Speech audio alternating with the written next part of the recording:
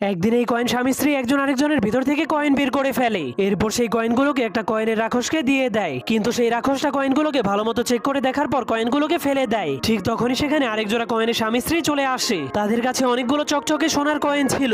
এরপর তারাও তাদের ভিতর থেকে দুইটি সোনার কয়েন বের করে সেই রাক্ষসকে দিয়ে দেয়। এমনকি কয়েনের রাক্ষসকে খুশি করার জন্য একটা এক্সট্রা কয়েনও দিয়ে দেয়, যার ফলে সেই কয়েনের রাক্ষস অনেক খুশি হয়ে সেই কয়েনটাকে তার গলার ভিতরে রেখে দেয় আর বাকি দুইটি কয়েনকে মেশিনের মধ্যে ঢুকিয়ে দেয়, যার ফলে সেই মেশিনের ভেতর থেকে একটা কয়েনের বাচ্চা বের হয়ে আসে। যা দেখার পর সেই গরিব কয়েনের জোড়াটা কান্না শুরু করে দেয় আর রাক্ষসকে বলে দয়া করে আমাদেরকেও একটা বাচ্চা দিয়ে দিন। কিন্তু সেই রাক্ষসটা তাদেরকে বলে চকচকে সোনার কয়েন দিতে না পারলে তোমাদেরকে কোনো বাচ্চা দিব না। যা শোনার পর গরিব কয়েনের জোড়াটাও সেই রাক্ষসটাকে খুশি করার জন্য একটা পুরনো সোনার কয়েন উপহার দেয়। কিন্তু রাক্ষসটা কয়েনটাকে দেখার পর বুঝতে পারে সেটা অনেক পুরনো, যার কারণে সে তাদের কাছে আরো কয়েন চাইতে শুরু করে। এজন্য তারা শুধুমাত্র একটা বাচ্চার জন্য তাদের সবগুলো কয়েন খুলে খুলে শয়তান রাক্ষসটাকে দিতে শুরু করে দেয়, যার ফলে এবার রাক্ষসটা অনেক খুশি হয়ে দুইটা কয়েনকে মেশিনের মধ্যে ঢুকিয়ে দেয়। ঠিক তখন